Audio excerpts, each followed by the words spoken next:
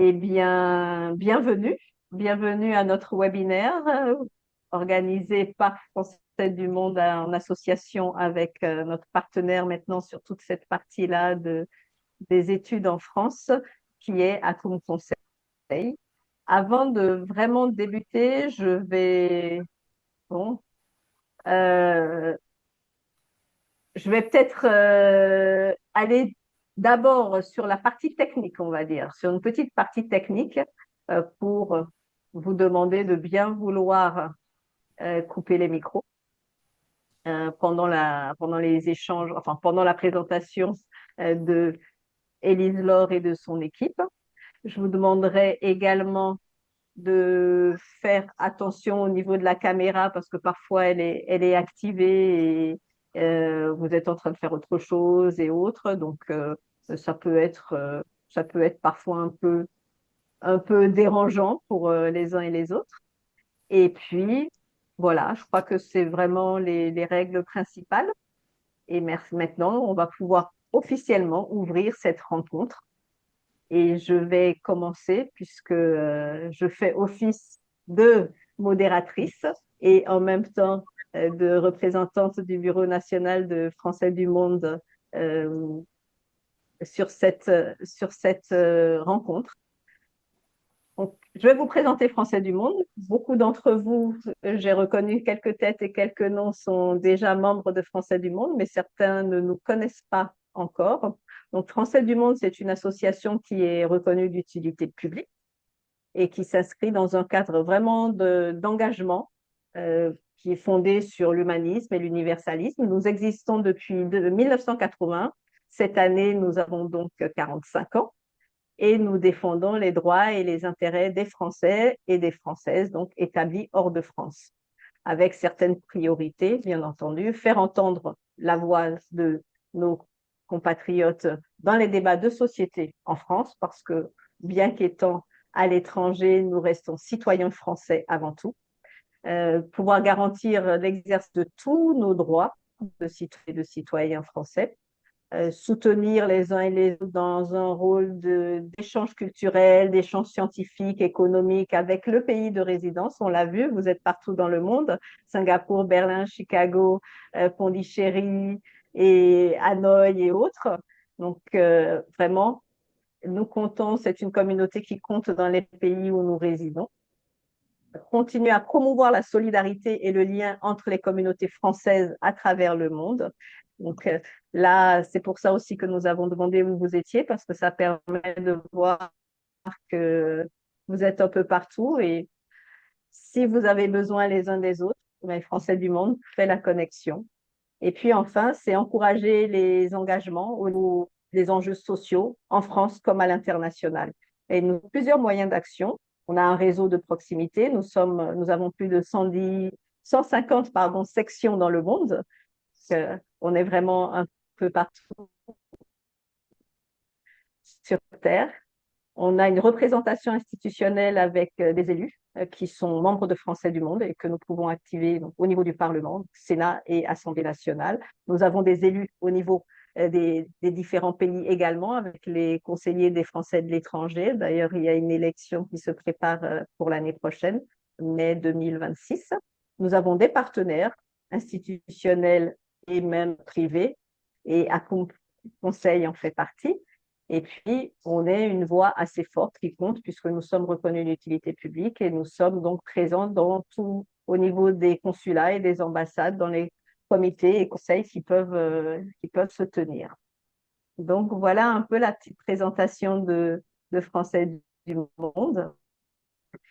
Et ceci étant dit, ben, je vais introduire Élise Laure-Verrière, qui est la fondatrice d'Acom Conseil et spécialiste de l'orientation et de l'accompagnement des jeunes. Donc, Élise, je te passe la parole.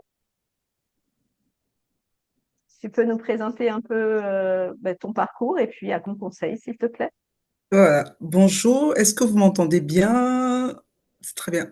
Donc oui, bonjour, je suis donc Oui, on Élise t'entend bien. Laure-Verrière. Voilà, Élise Laure-Verrière, je suis la fondatrice de l'agence, du cabinet Acom Conseil, qui est spécialisée dans l'accompagnement des jeunes, donc des familles, des jeunes qui viennent poursuivre leurs études supérieures en France, donc qui viennent du Sénégal, du Gabon, de l'Inde, etc. Donc tous les jeunes francophones qui viennent poursuivre les études supérieures en France. Donc notre accompagnement est spécialisé, on va donc de l'orientation jusqu'à l'intégration en passant par toutes les démarches administratives et j'ai décidé de créer ce cabinet parce que j'ai constaté qu'il y avait quand même pas mal d'écueils, surtout quand on vient, on a vécu à l'étranger, qu'on soit enfant d'expatriés ou pas, ou des jeunes venant d'Afrique francophone, d'où je suis originaire. Je me définis souvent comme une franco-africaine. C'est un changement qui est très très brutal, qui peut être très brutal parce que on a perdu les attaches, par exemple avec le pays d'origine, ou même lorsqu'on est français, dans le cas de Français du monde, on n'a plus vraiment des attaches, on a perdu la notion par exemple des codes et ça peut être très très perturbant, très complexe et avec des impacts très très forts sur la scolarité. Je travaille depuis plus de 15 ans dans le domaine de l'insertion et de l'accompagnement professionnel, donc dans une grande maison dont je tairai le nom ici. J'ai accompagné les demandeurs d'emploi, les chercheurs d'emploi et les entreprises. Donc j'ai une expertise assez reconnue et probante dans ce domaine. J'ai eu de nombreuses responsabilités, dont récemment j'étais en direction d'agence, donc et j'ai décidé donc de mettre cette expérience et cette expertise au service donc des familles. Je, Ma mission elle est simple au niveau d'Acom Conseil, c'est de réduire la charge mentale des parents, sécuriser le parcours des jeunes, comme je le disais tout à l'heure, afin de leur permettre de réussir les études supérieures dans des conditions vraiment les plus sereines. Je ne travaille pas seule, hein, donc là, je vois notamment, vous aurez l'occasion donc de l'entendre, Odile, qui est présente. Je ne travaille pas seule. Je m'appuie sur une équipe de coachs spécialisés en orientation, des coachs qui sont aussi spécialisés dans la connaissance des jeunes. On travaille avec une méthode, je ne sais pas pour certains d'entre vous qui connaissent, on utilise par exemple le profil Nova, le profil Nova sont des tests qui permettent aux jeunes de mieux se connaître parce qu'on sait que pour un parcours réussi, que ce soit dans la vie étudiante ou la vie professionnelle, tout part de la connaissance de soi. Donc, je m'appuie vraiment sur des professionnels en ce domaine-là. Donc, je suis très heureuse d'être là. Donc, Parcoursup, c'est un point. Hein. Quand on arrive à Parcoursup, il y a déjà l'orientation. J'espère, je ne sais pas si parmi les parents d'élèves qui sont connectés, il y a des personnes qui ont des enfants en seconde, en première, parce que c'est à ce niveau-là que ça commence. Donc, Parcoursup est le bout de quand on Là, arrive à Parcoursup. tu es Voilà. déjà en train Non, de non, rentrer dans le cœur non, non, c'est pour du dire que sujet. j'espère vraiment que tout ce monde est là. Et donc, vraiment, je suis très heureuse d'être là avec vous aujourd'hui pour parler de ce parcours sup qui peut être très complexe. Donc, normalement, à la fin, ça devrait aller. Ravi d'être avec vous. Voilà. Justement, puisque tu as commencé, je te demande de continuer et d'expliquer pourquoi nous avons pensé à ce webinaire. Nous avons pensé à ce webinaire avec le Français du monde, bien évidemment, parce qu'on a eu des retours, donc les différents retours Français du monde qui est sur le terrain, comme on le disait, vous entendez les inquiétudes des familles et aussi à titre personnel, dans l'accompagnement que je fais des familles, on sait que Parcoursup peut être vécu, on voit Parcoursup comme une grosse bête, c'est très anxiogène, c'est très angoissant. Et lors du dernier webinaire qu'on a organisé avec Français du Monde, on a demandé aux participants quelle était la thématique qu'ils verraient bien aborder lors d'un prochain échange. Et Parcoursup arrivait largement en tête. Et on s'est dit, bah, avant cette échéance, parce qu'on en reparlera plus dans le détail, avant cette échéance, il faut vraiment qu'on puisse offrir, donner le maximum d'informations aux parents et aux jeunes, aux futurs étudiants, afin qu'ils abordent cette période de manière la plus zen et la plus sereine possible, et pour bien évidemment avoir les choix qu'ils auraient souhaités. Voilà. Avant de défiler, je voulais quand même parler de quelques personnes. On a des invités surprises. Vous les entendrez donc lors du webinaire. Donc, je présente principalement, mais je ne serai pas seule. Vous entendrez quelques personnes intervenues lors du webinaire. Donc, je les laisse dire bonjour très rapidement. Donc, je vais commencer par Odile. Oui, bonjour à tous. Sarah, Hop là. Bonjour à tous. Jaël Bonjour à tous. et enfin Carl-Éric. Bonjour à toutes et à tous, ravi d'être là avec vous. Merci. Voilà. Nous avons souhaité que ce webinaire soit vraiment très pratique pour permettre aux uns et aux autres de bien comprendre, que vous soyez parents ou peut-être à côté de vous, vous avez votre enfant qui est en seconde, en première ou en terminale. Et c'est pour ça que Élise Laure a demandé à toutes ces personnes qui viennent de se présenter d'être présentes aujourd'hui. Vous avez un professeur, vous avez quelqu'un qui est spécialisé dans Parcoursup comme Élise Laure, et vous avez des témoignages aussi de jeunes qui sont passés par là avant nos enfants ou votre neveu, nièce et autres. Donc, c'était aussi cet objectif-là d'avoir un webinaire qui ne soit pas seulement théorique, mais qui permette vraiment de bien comprendre et qui, pour les prochaines semaines, seront très, très utiles pour les uns et les autres. Donc, avant de rentrer dans le cœur du débat, on va dire, hein, on souhaiterait faire un petit sondage pour savoir un peu quel est votre niveau de connaissance de Parcoursup. Je vais dire, on va utiliser un outil puisque je n'ai pas réussi malheureusement. Stéphane, qui est notre délégué général, est beaucoup mieux outillé que moi sur Zoom. J'ai plus l'habitude sur Teams. Mais on va utiliser les petites réactions que vous avez à votre disposition. On va dire le pouce pour oui, très bien. La petite croix pour un peu et puis le pouce retourné pour pas du tout. Donc, c'est parti, top. Connaissez-vous bien Parcoursup?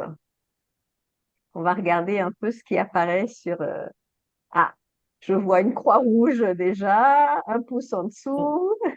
J'ai pas bien compris, on peut répéter peut-être pour le voter. Alors, le pouce vers le haut pour je connais très bien. Le pouce vers le bas pour pas du tout. Pardon, le pouce vers le bas pour un peu et la croix rouge pour pas du tout. Le croix rouge? Oui, il y a une croix rouge sur les réactions. Ah, Est-ce que vous la voyez, la croix rouge? non. Il y en a qui ont trouvé la petite croix rouge. Quand vous cliquez J'ai sur le quatre cœur, croix la rouges. réaction. Lorsque vous cliquez sur réaction,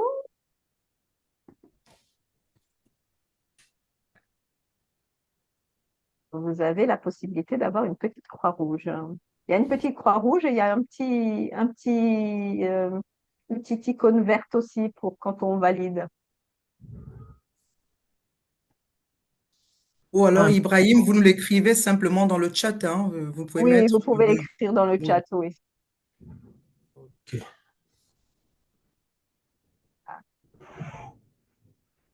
Alors, Très qu'est-ce qu'on bien. a en majorité? On a en majorité la croix rouge. Plus toutes celles et ceux qui n'ont pas trouvé la croix rouge et qui... Mais on a une majorité de croix rouge. Et du Voilà. pas du tout. Très bien. Ah, ah, super. Voilà. On a des pouces levés Bien. aussi, ceux qui connaissent très bien Parcoursup, c'est très bien. On va pouvoir peut-être s'appuyer sur vous. Voilà. On vous donnera la parole peut-être pour permettre de mieux connaître et d'avoir des témoignages concrets en plus de ceux que nous avons déjà. Euh, Très bien. Ben, écoutez, je vais proposer à Élise Laure de prendre la parole et puis on rentre dans le cœur du sujet. Donc, on a souhaité, au niveau de ce webinaire, j'ai souhaité vous présenter quelques chiffres. Donc, ce sont les chiffres, donc, à la fin de chaque campagne de Parcoursup, on a des données qui sont remontées donc par le ministère, les ministères concernés. Donc, j'ai voulu quand même vous en parler pour que vous ayez en tête, hein, rapidement. Donc, en 2025, donc là, on parle des candidats qui ont formulé des vœux sur Parcoursup. En 2025, nous avons environ, attendez, je ne vois pas très bien, excusez-moi, j'ai un problème avec ma vue. Donc, en 2025, les candidats ayant formulé des vœux sur Parcoursup, ils ont formulé environ 14,3 vœux en moyenne.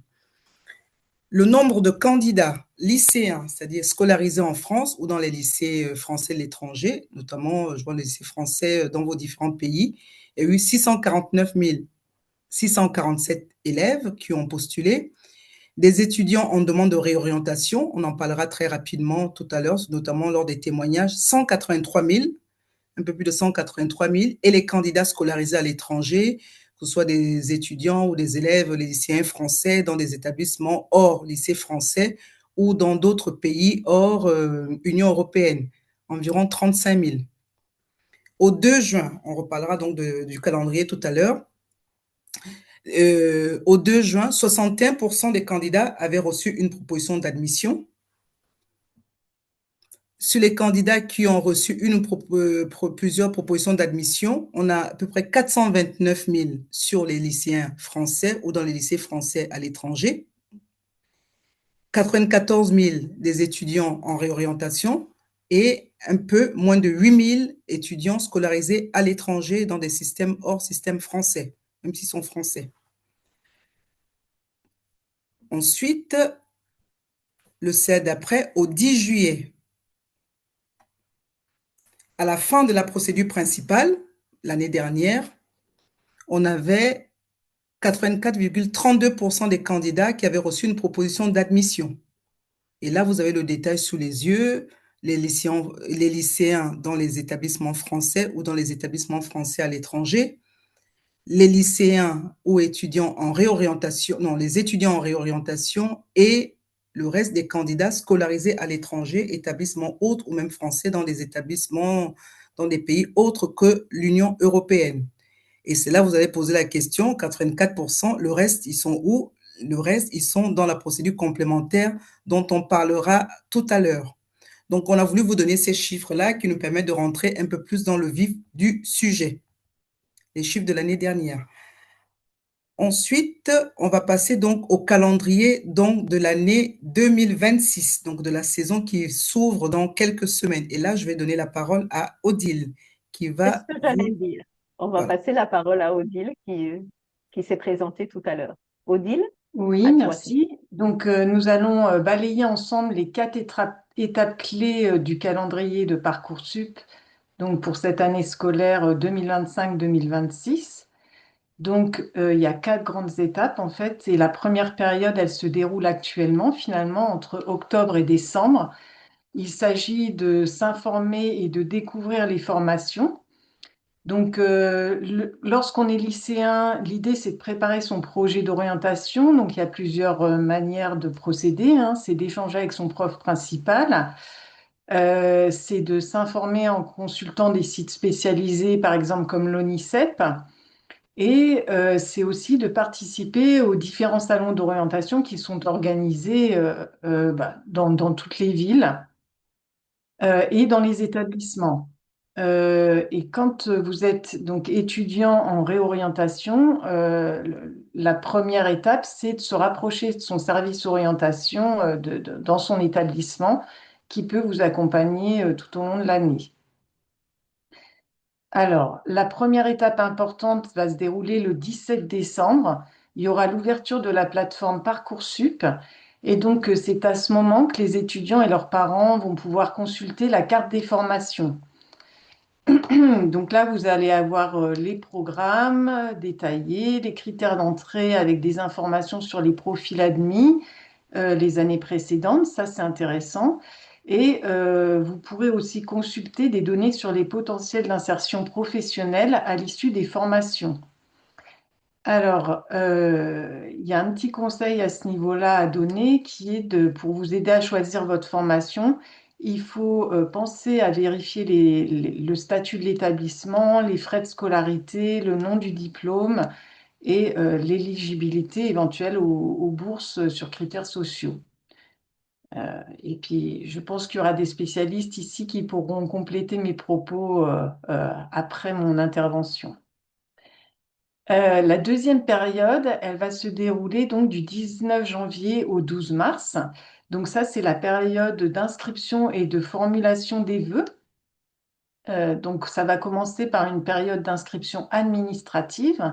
Donc pour vous inscrire, il faudra vous munir de votre numéro INE, c'est l'identifiant national étudiant. C'est aussi de bien noter le mot de passe Parcoursup, d'utiliser une adresse mail active que vous consultez souvent et surtout inscrire les adresses mail et les numéros de téléphone des parents. Alors, après l'inscription administrative, vous allez formuler des vœux. Donc, c'est 10 vœux et jusqu'à 20 pour les formations par apprentissage.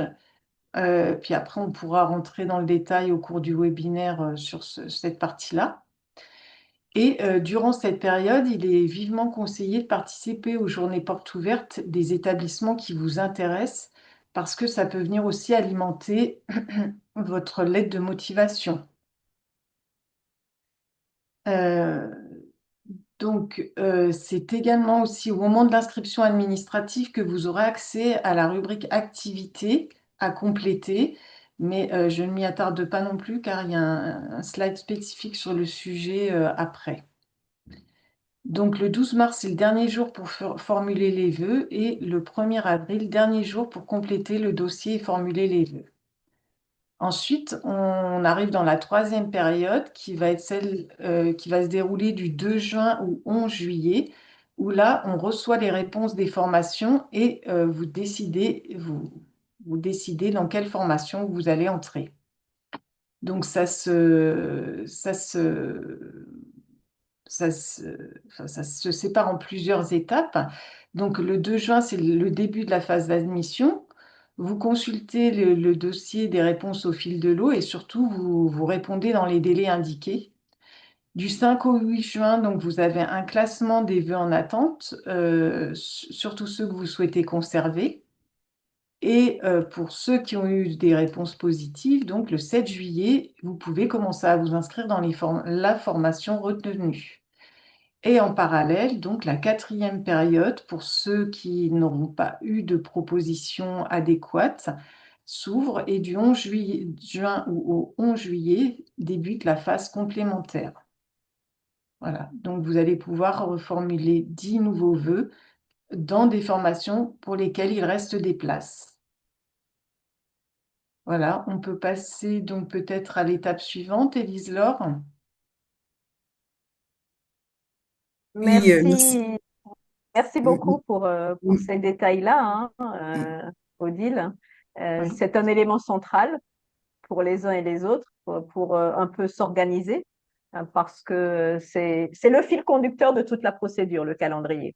C'est vraiment très important de bien, de bien avoir en tête ces trois phases, puisque vous l'avez bien expliqué.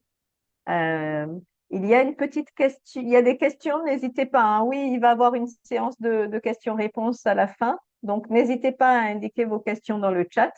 On reviendra dessus à la fin, ne vous inquiétez pas. Élise-Laure,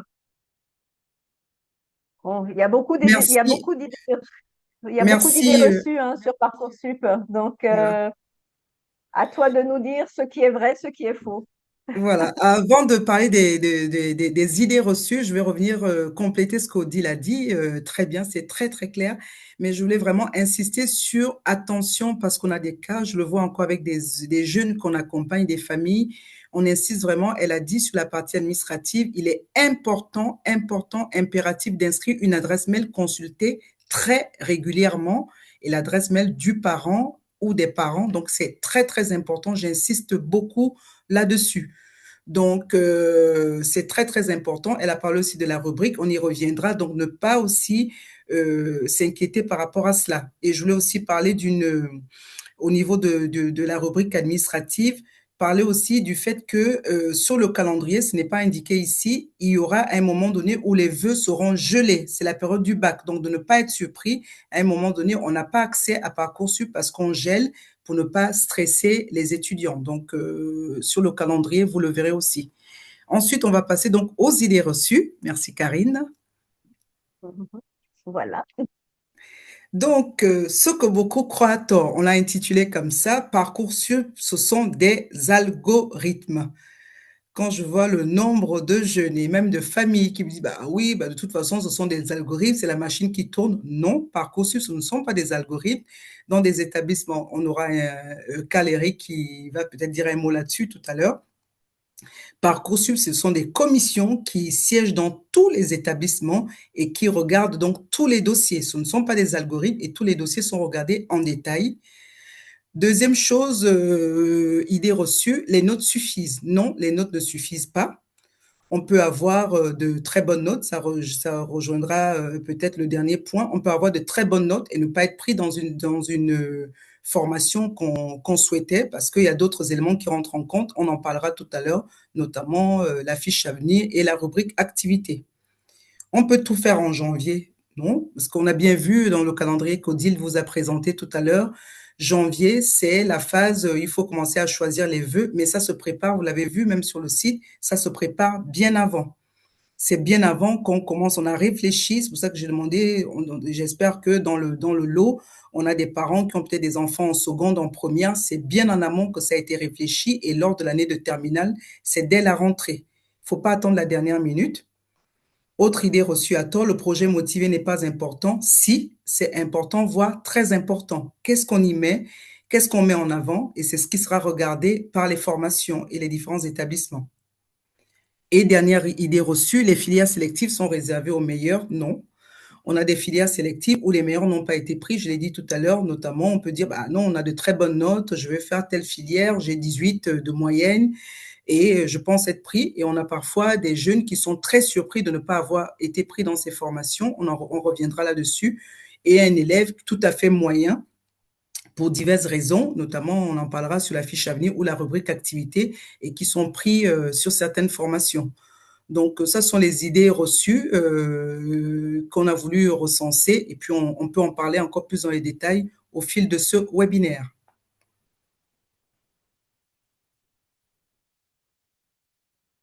Si, euh, les idées reçues, et puis il y a quand même des éléments très importants, tu en as parlé un peu tout à l'heure, mais on va aller sur les erreurs les plus fréquentes qui sont commises par les élèves et parfois par les parents. Donc, Voilà. merci de nous les présenter de manière très complète. Voilà, les erreurs les plus courantes. Erreur numéro 1, ne pas s'être préparé ni s'être orienté.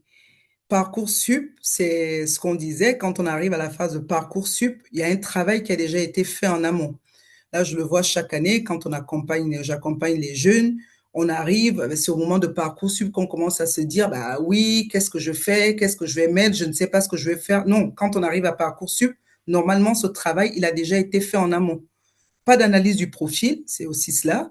Le profil, qui suis-je, qu'est-ce que j'ai envie de faire, quels sont, je parlais tout à l'heure de la connaissance de soi, il est très important. Est-ce que mon profil, il est adapté aux études que je vais faire? Est-ce que c'est adapté au parcours que je souhaite? Donc, le fait de ne pas avoir analysé le profil bien en amont, c'est une erreur qui peut coûter très cher sur Parcoursup.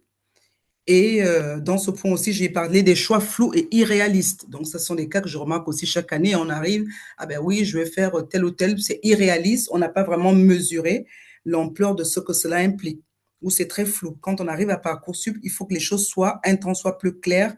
Donc, la préparation et l'orientation, c'est vraiment la base de tout avant d'arriver et faire son choix sur Parcoursup. Erreur numéro 2, Karine. J'espère qu'elle nous entend. C'est là, c'est là. Erreur numéro 2, et ça, on est en plein dans l'actualité. Confier les rédactions à l'IA. On est en plein dans l'IA aujourd'hui, ChatGPT, Gemini, tout ça, j'en passe. Je crois qu'on découvre des nouvelles IA tous les jours. Il faut savoir qu'aujourd'hui, la plupart des formations, notamment les formations sélectives, ont des moyens aujourd'hui de détecter si des lettres ou des projets ont été rédigés par l'IA. Des projets motivés génériques, oui, je souhaite faire telle ou telle formation pour telle ou telle raison. C'est pas travaillé, c'est pas réfléchi, ça ne reflète pas qui on est ou vraiment ce qui est demandé dans la formation. Rubrique activité vide, on y reviendra plus en détail, parce que ça, c'est une nouveauté pour celles et ceux qui disaient qu'ils maîtrisaient, qui connaissaient Parcoursup. Elle n'existait pas il y a quelques années. Aujourd'hui, c'est même très, très regardé. Des lettres sans authenticité, ça rejoint un peu le premier point. Donc, on prend une lettre, on se dit, bon, ok, c'est rédigé par l'IA, le copain, il a mis ceci, je veux le mettre. Et ça rejoint ce que je disais tout à l'heure en disant qu'on pense que ce sont des algorithmes. Non, et ça, c'est regardé. Donc, il faut qu'une lettre, elle soit authentique. Et ça, on le voit dans Acom Conseil, on accompagne. Nous, quand on accompagne les jeunes sur la rédaction de leurs lettres ou des projets motivés, on insiste sur le fait que c'est zéro IA. Donc, c'est très, très important et c'est élimination directe, immédiate dans certaines formations sélectives. Erreur numéro 3, choisir selon les parents, les amis ou le métier familial. Ça, c'est une erreur encore que je vois, que j'entends chaque année, même lors de l'accompagnement, parce que tout au long de l'année, oui, papa dit, bah oui, j'ai encore le cas, je donne des exemples, un parent qui dit, bah oui, j'aimerais que ma fille, elle est assez douée en lettres, j'aimerais qu'elle fasse droit parce que demain, elle pourra reprendre le cabinet, ou alors médecine parce que demain, elle pourra travailler avec moi. Ou un jeune qui dit, bah, je veux faire tel métier parce que, bon, je veux faire commerce international parce que, bon, je sais, on a quand même navigué dans le commerce au niveau de la famille, c'est pour être dans la lignée. Donc, et ça a un impact sur les études et sur le choix des formations des établissements. Un projet qui est non aligné au profil du jeune, c'est pour ça que j'insiste sur la connaissance de soi, une représentation fausse des métiers, parce que ça c'est encore le cas, je le vois encore aujourd'hui, on le verra encore plus lorsque les jeunes, les personnes vont témoigner. On a encore une idée, et on voit encore avec le basculement de l'IA qui a complètement changé la physionomie des métiers. Et pour celles et ceux qui vont être en terminale cette année, dans quelques années, les métiers d'aujourd'hui ne seront plus les métiers de demain. Et la pression, la projection, choix du prestige, je reviens encore parce que c'est ça qui revient souvent. Oui, je veux faire, je ne sais pas, droit pour être avocat d'affaires, ou alors je veux faire ingénieur parce que je vais travailler chez Airbus, par exemple. Donc, ou la pression, parce que des fois les parents aussi mettent beaucoup de pression sur les jeunes. Et c'est une cause majeure d'abandon en L1. Et ça, je vais laisser la parole à quelqu'un qui pourra nous expliquer mieux cette partie, à un exemple clair et concret. Je laisse Karine Effectivement. l'introduire. Oui, merci beaucoup. Au début de ce webinaire, on disait qu'il y aurait des témoignages et les personnes se sont présentées. Donc, on va passer la parole à Jaël, qui est une jeune diplômée en droit européen. Jaël, merci d'activer ta caméra. Oui, bonjour à tous. Alors, je suis Laëlle Foudjé, jeune diplômée en droit européen, parcours droit langue, obtenue il y a quelques mois à l'université de Tours, donc dans la région centre en France. J'ai accepté, enfin, c'est avec plaisir que j'ai accepté du coup de livrer mon témoignage sur mon expérience pendant l'année du bac qui m'a permis du coup d'avoir le parcours que j'ai jusqu'à présent du coup. Alors moi j'ai eu mon bac en 2019, donc 2 ans avant la réforme Parcoursup. Pour moi, mon choix du droit, enfin déjà en l'année du bac, je savais déjà ce que je voulais faire, donc c'était assez simple pour moi de faire mes vœux, de tout aligner parce que j'avais toujours su un peu que je voulais faire du droit. Donc en terminale, je savais un peu sur quoi j'allais m'orienter. Par contre, je savais que je voulais faire du droit, mais c'était général. J'avais pas vraiment d'idée de ce qu'enveloppait le droit. Comme beaucoup de mes camarades, souvent on pense que arrivé en droit, on va finir tous avocats. Enfin, on a toujours un peu ces idées reçues là. Donc en terminale, j'ai eu la possibilité du coup de d'échanger beaucoup avec mon professeur principal, qui était un professeur d'économie sociale, parce que du coup à l'époque je faisais bac ES, économique et sociale. Et cette année-là, notre professeur principal était très axé sur notre orientation, ce que je trouve très utile du coup parce qu'à cet âge-là, on ne sait pas forcément toujours ce qu'on veut faire.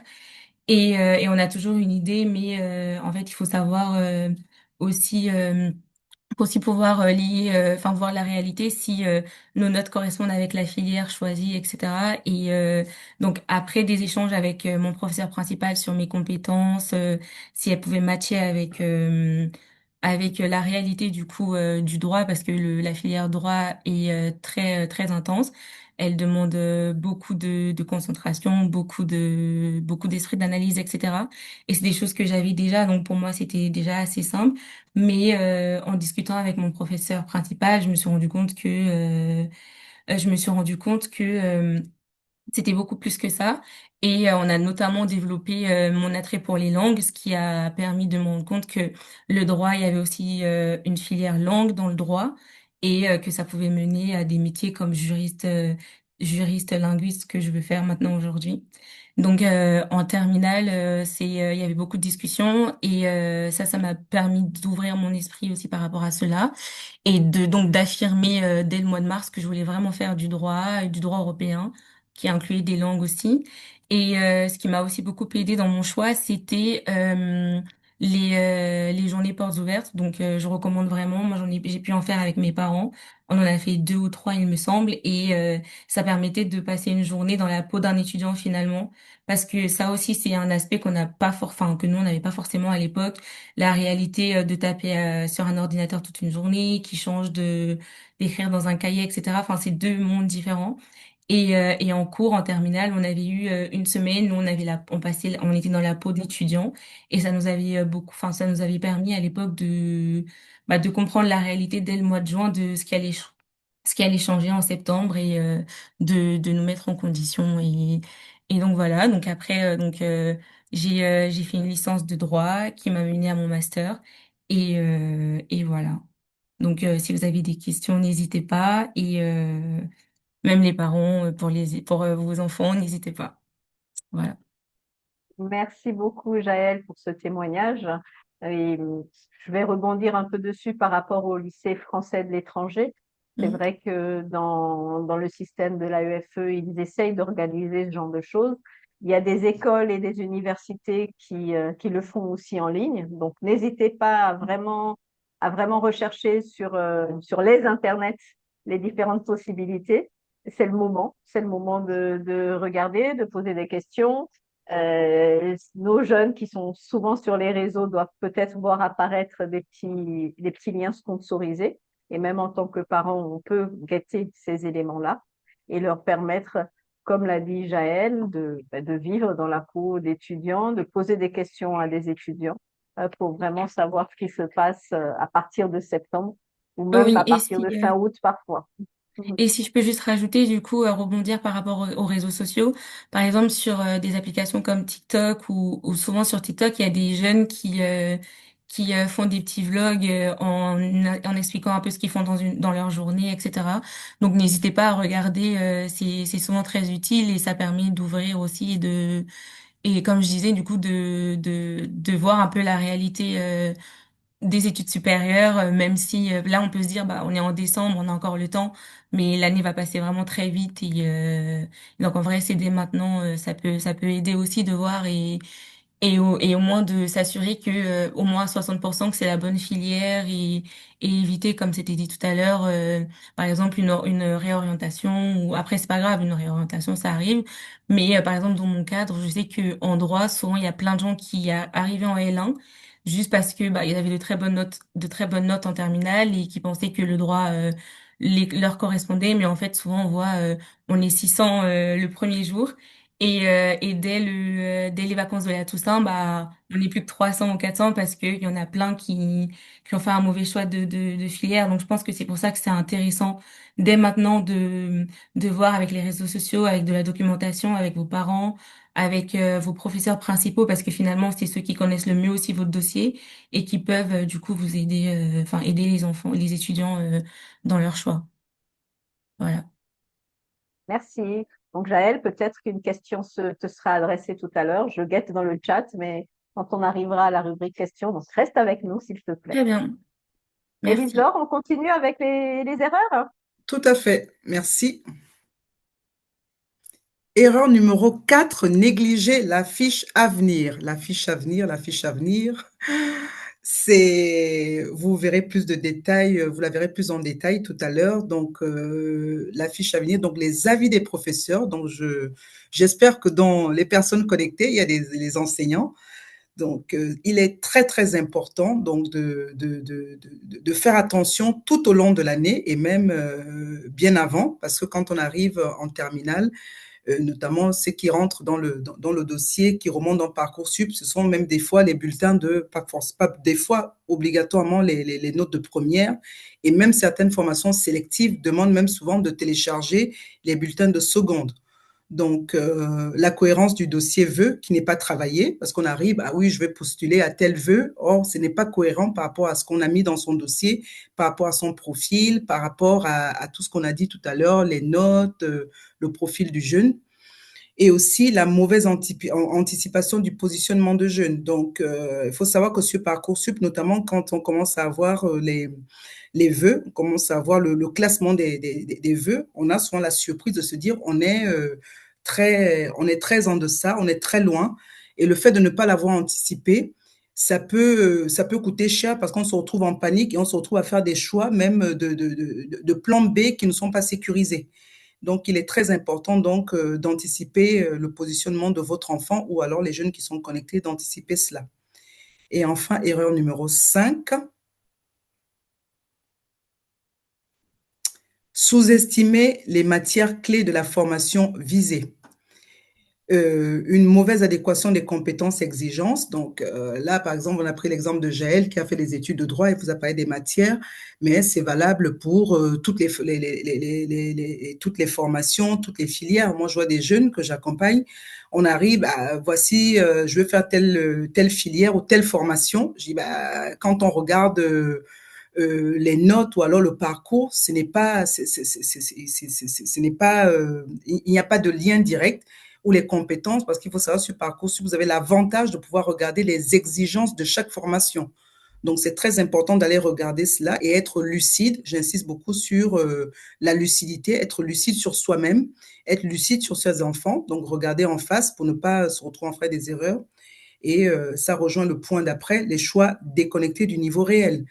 On arrive, ah oui, je vais faire telle formation, elle est exigeante, mais alors qu'on a peut-être 11 de moyenne ou 12, il y a peut-être d'autres passerelles. Je vais, par exemple, on vise peut-être tout de suite une formation à bac plus 5, peut-être par rapport à son niveau. Il vaut mieux parfois commencer peut-être par un BUT, je prends l'exemple parce que c'est l'exemple qui me vient en tête, un BTS, etc., qui permettra donc de s'habituer et aller après sur une formation beaucoup plus calée. Donc, il est très important, j'insiste sur la lucidité et de faire des choix qui sont vraiment en lien avec le niveau réel du futur étudiant. Et comme je disais aussi, ça rejoint tout cela, une incohérence académique.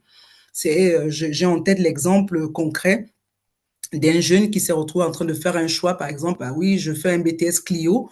Je dis, ben, comment tu te retrouves BUT Clio? Comment tu te retrouves en train de faire cela? Ah ben oui, c'est parce qu'en fait, je n'avais été pris dans aucune formation. Et là, un copain m'a dit que ben, il y a du travail là-dedans. Sauf que le jeune, il n'avait pas du tout, ça n'avait rien à voir avec le bac qu'il avait eu. Donc, c'est très important de faire des choix qui ont un lien aussi avec le projet, ou alors on en parlera tout à l'heure avec Valérie, qui est enseignant, qui vous dira dans quel domaine il enseigne. Mais il est très important, là on parle des filières générales, mais ça vaut aussi pour les filières professionnelles. C'est très important, des filières professionnelles que je trouve très, très bien, mais il faut que tout soit toujours en cohérence avec le parcours et le profil du jeune. Voilà. Bien, merci. On va passer à un autre témoignage, n'est-ce pas? Yes. Oui. Voilà. Hop là. Est-ce que vous me voyez bien? C'est bon? Oui. Donc, Ok, nickel. Sarah, oui, Oui. Sarah, on te voit Alors bien. donc moi je me présente, je suis Sarah et je suis étudiante en deuxième année de médecine donc à l'université de Tours et en parallèle de mes études de médecine, je fais un double cursus en recherche. Alors donc en ce qui concerne mon expérience avec Parcoursup, j'ai eu le bac en 2023. Donc ça fait 2 ans maintenant. Lorsque j'ai fait mon bac, moi j'avais les spécialités maths, physique, SVT, donc en première, et j'ai abandonné les mathématiques en terminale pour poursuivre uniquement physique, SVT, avec l'option maths complémentaire. Donc déjà, en ce qui concerne le cursus médical, c'est très souvent les spécialités qui sont concernées. Donc je ne sais pas si c'est le cas de certaines personnes dans le chat, mais si certains veulent faire médecine et qui sont dans des établissements français, on recommande très souvent de prendre les spécialités physique SVT en terminale avec l'option maths complémentaire. Donc en ce qui concerne mon choix d'études, alors, à la base, moi, j'ai pas toujours voulu faire médecine, justement, parce qu'il y a énormément de personnes qui partent du principe que c'est un métier vocation, et c'est le cas. Mais pour moi, c'était pas forcément évident. À l'origine, moi, j'ai toujours voulu faire des sciences politiques. Donc, je dirais à peu près jusqu'à mon année de première, j'hésitais entre les sciences politiques et la médecine. Et ce qui m'a permis de me décider, c'est déjà de beaucoup discuter avec mes professeurs. Et en plus de ça, j'ai eu l'occasion de faire plusieurs stages, en fait, dans les deux secteurs qui m'ont permis d'y voir plus clair. Donc, je sais que lorsque j'étais en seconde, donc j'ai fait un stage à l'hôpital. J'avais fait un stage à l'hôpital public d'Orléans. Et donc là, déjà, ça m'avait permis de découvrir un peu plus le monde médical. J'avais vu comment ça se passait. J'avais passé une semaine à l'hôpital dans différents services. J'ai aussi eu l'occasion de côtoyer différents spécialistes. Donc, je me suis rendu compte que j'avais une vraie appétence pour le milieu médical. Et ensuite, un peu plus tard dans mes études, donc en première et en tout début terminale, j'ai eu l'occasion de réaliser un stage avec donc la députée de mon département. Donc à ce moment-là, ça touchait plus à la filière sciences politiques qui m'intéressait également. Et donc, ça m'a permis surtout de comprendre que c'était possible pour moi d'allier les deux. Parce qu'en fait, justement, la députée avec qui j'ai fait le stage était en parallèle médecin. Et elle m'a donc expliqué que, en parallèle de ses études de médecine, elle avait réalisé, par exemple, un master à Sciences Po. Donc là, en fait, je vous parle de cet exemple pour vous montrer déjà que avec Parcoursup, il y a plein de possibilités, puisque lorsque vous allez vous inscrire, donc là, par exemple, au mois de décembre, vous allez choisir une filière, mais il est toujours possible par la suite d'ajouter des formations, d'ajouter des masters, des doubles cursus, etc. Donc, si vous avez par exemple plusieurs appétences ou plusieurs attraits pour différents milieux, il ne faut absolument pas vous limiter. Maintenant, donc en ce qui concerne les études médicales en elles-mêmes, et notamment par exemple la première année de médecine, c'est une année qui est très éprouvante d'un point de vue académique, mais également émotionnel. C'est pour ça que quand on se dirige vers ce type d'études, et c'est un peu ce dont parlait Élise, enfin juste avant, c'est qu'il faut bien faire attention à son propre profil, aux résultats qu'on a pu avoir et comment on va aborder ce type d'études. Puisque c'est pas forcément, puisqu'on suppose que médecine c'est une voie, disons, royale, qu'il faut aller en médecine. Parce qu'il y a plein de facteurs qui font que cette année pourrait ne pas être adaptée à tout le monde. Donc ça, c'est important à prendre en compte. Et également, il faut aussi prendre en compte nos résultats scolaires. Après aussi, ce qui est important de savoir quand même, c'est que sur Parcoursup, l'entrée en médecine n'est pas nécessairement sélective. C'est-à-dire que par exemple, quand on va postuler pour des écoles d'ingénieurs, ça va être plus difficile de rentrer que médecine, puisque médecine, ça reste la faculté, qui est donc un établissement public. En ce qui me concerne, j'avais environ, je dirais, 16-17 de moyenne en terminale. Donc ça reste de bons résultats, mais avec une moyenne qui est plus basse, donc je dirais aux alentours de 13-14, c'est totalement possible de rentrer également. Donc il ne faut pas du tout se brimer à ce niveau-là et se dire j'ai pas forcément les résultats nécessaires puisque sur Parcoursup, c'est totalement possible. Maintenant, comme je l'ai dit, ce sont des études qui sont compliquées et même au niveau de la première année, donc il faudra après, donc lorsqu'on sera accepté sur Parcoursup, énormément se renseigner au niveau des professeurs. Je sais que Yael en avait parlé aussi, mais moi j'ai eu l'occasion de faire des journées portes ouvertes, ce qui m'a aussi beaucoup aidé, de voir un peu quel est le quotidien des étudiants de médecine, rentrer dans une journée avec eux. Excusez-moi. Et donc aussi beaucoup se renseigner dans des salons, parler avec les professeurs, parler, demander à faire des stages. Et normalement, c'est ce qui vous permettra de voir un petit peu quel est le métier qui vous convient. Donc voilà. Est-ce que vous avez des questions? Ou sinon, peut-être les parents qui ont des questions.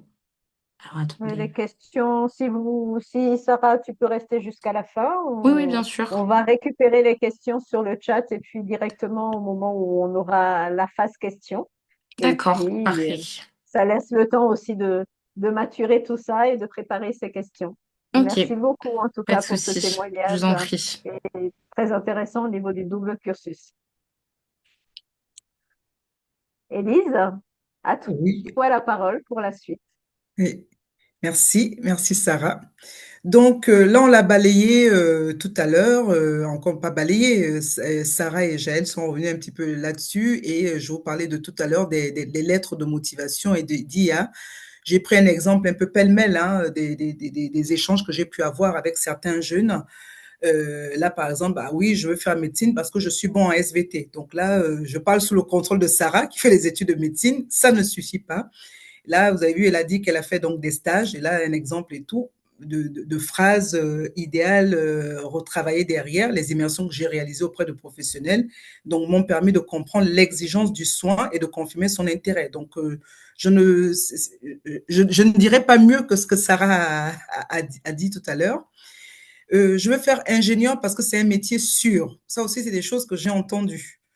Donc là, exemple de phrase, parce que je le disais, il est très important de parler de soi. Donc là, ça c'est un jeune qui a rédigé en disant effectivement mes résultats en maths et en physique, et puis son intérêt pour la résolution des problèmes techniques ont confirmé vraiment l'idée d'intégrer une formation. C'est bien que il y a plus de mots que ça, mais ça c'est un exemple vraiment de structuration qui va parler donc au jury, qui va regarder le dossier.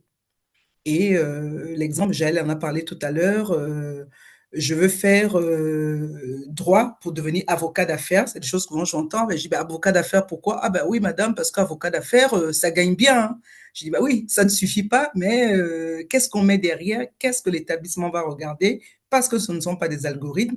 Oui, est-ce que tu as participé à des séances dans ton établissement, dans ton entourage, en famille, etc.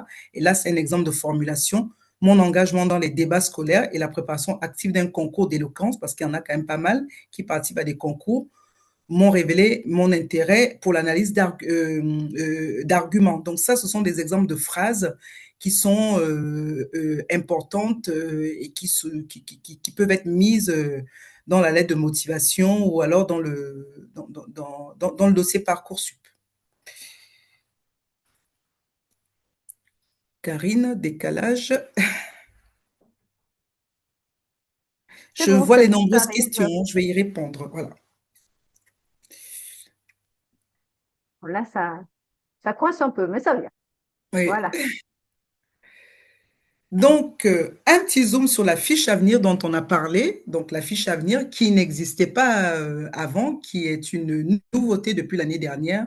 La fiche à venir, je vous en ai parlé tout à l'heure, qui est très, très importante dans certaines formations.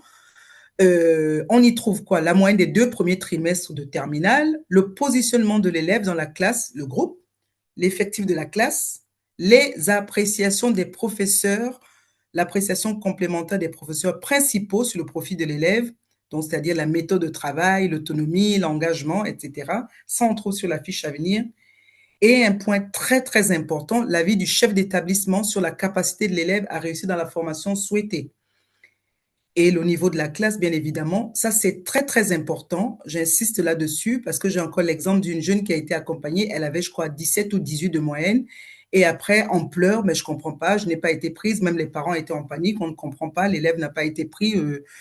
Ben, moi non plus, je comprenais pas. Et quand on allait regarder, je dis, ben, tiens, en curiosité, juste entre parenthèses, la fiche à venir, elle sera disponible sur Parcoursup. En fait, elle sera visible par les établissements, les formations à partir du 2 juin 2026. Donc, vous comprenez que c'est bien en amont qu'on la travaille. Et sur la fiche à venir de cette jeune dont je vous parle et tout, c'était catastrophique parce que les appréciations des professeurs, des enseignants, professeurs principaux et du chef d'établissement n'étaient pas du tout à son avantage. Et là, ça c'est rédhibitoire. Donc c'est au mois de juin 2026. Mais ça se travaille avant. Soit je dis, ça sont les informations. J'insiste là-dessus parce qu'il est très important de travailler, notamment quand on veut viser des formations sélectives ou pas. De toute façon, quel que soit ce qu'on veut viser, important d'avoir donc cette attitude. Ça se travaille. Nous sommes encore en décembre. Donc vraiment échanger et avoir une attitude qui est la plus exemplaire possible. Je voulais vraiment faire un focus là-dessus parce que vous avez vu le nombre d'étudiants qui postulent et ça, ce sont des points qui font vraiment la différence. Donc, j'ai dû le mettre 2 juin 2026. Hein. J'y réponds là parce que j'ai vu une question passer là-dessus. Voilà. Ensuite, on va passer donc, on va faire un zoom sur la rubrique activité. Et là, je laisse la parole à Odile. Oui, donc comme je vous l'ai dit tout à l'heure, la rubrique activité de Parcoursup est disponible dès l'inscription administrative. Ça permet de prendre le temps de travailler dessus, hein, parce qu'en fait, elle va faire ressortir tout ce qu'on appelle les soft skills qui seront très importantes à l'avenir dans l'insertion professionnelle. Elles permettent aux établissements dans lesquels postulent les candidats qui sont-ils en dehors du dossier scolaire. Il faut respecter donc 1500 caractères, espace compris, mais néanmoins, il faut quand même faire de vraies phrases et des vrais paragraphes structurés pour la remplir. Dedans, l'idée, c'est de faire un inventaire de toutes vos expériences d'encadrement, d'animation, d'engagement citoyen ou bénévole ou dans des associations, ou également si vous avez une expérience de délégué scolaire, euh, toutes les expériences professionnelles ou les stages que vous avez effectués et l'ouverture sur le monde avec des activités sportives ou artistiques, pratique d'une langue, séjour linguistique à l'étranger. Voilà. En insistant sur le fait que ce n'est pas du copier-coller, parce que je le dis, j'insiste là-dessus. Par exemple, j'ai eu des exemples encore l'année dernière, des jeunes qui disent, oui, mais oui, dans mon lycée, on allait faire des dons dans un orphelinat.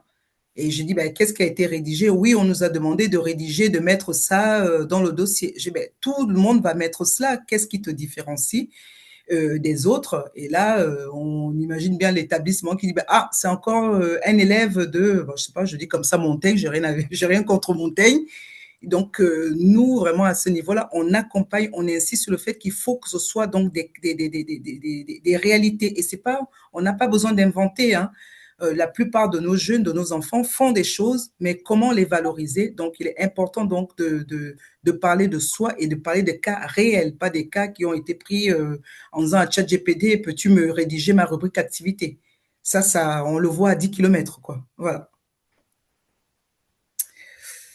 Et là, on va passer, très bien, la transition a été faite. Voilà, c'est le témoignage d'un enseignant. Donc, c'est un élément important avec tout ce que vous venez de dire sur la fiche à venir et Bien, bonjour à toutes et à tous. Merci, merci Karine et Elise-Laure pour l'invitation. Je vais essayer de faire au mieux, de rebondir sur des choses qui ont été dites. Je vais commencer par me présenter. Donc, je m'appelle Karl-Éric Hemswiller, comme c'est affiché. Je suis enseignant donc en métier de la relation client en lycée professionnel dans la métropole orléanaise, après avoir travaillé une vingtaine d'années en restauration et en grande distribution.